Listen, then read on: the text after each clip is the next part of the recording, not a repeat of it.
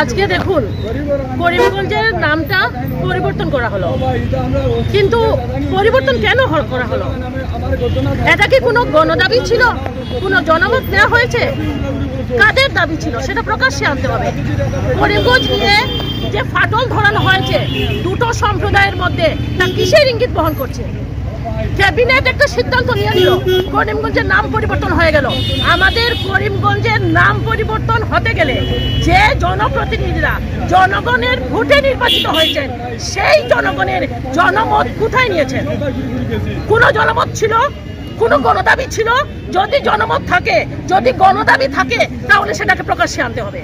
করিমগঞ্জের মানুষের মধ্যে ফাটল ধরালে চলবে না। দেখুন করিমগঞ্জের ওভারঅল ডেভেলপমেন্ট, একটু আসতে করিমগঞ্জের ওভারঅল ডেভেলপমেন্ট দেখুন। আমাদের আইটিআই কে নিয়ে যাওয়া হয়েছে, করিমগঞ্জ থেকে সরিয়ে দেওয়া হয়েছে। আমাদের প্রান্তজ্যোতি পত্রিকা সেটা বন্ধ হয়ে গেছে।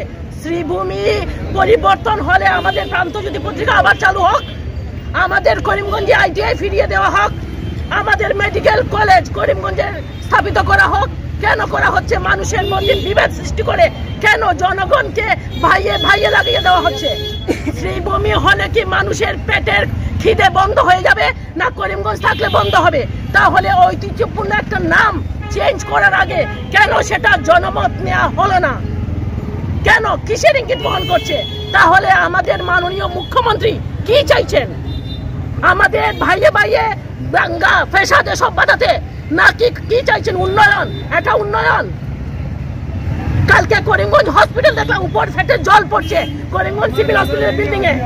শ্রীভূমি নাম পরিবর্তন করবেন মানুষের উন্নয়নকে বাদ দিয়ে, জনগণ এটা মানবে না। তাতে বৃহত্তর গণ আন্দোলন গড়ে উঠবে এবং আমরা সেই বৃহত্তর গণ আন্দোলনের দিকে এগিয়ে যাব যদি এই হঠকারী সিদ্ধান্ত বদলি না করা হয়। এটাই আমাদের দাবি।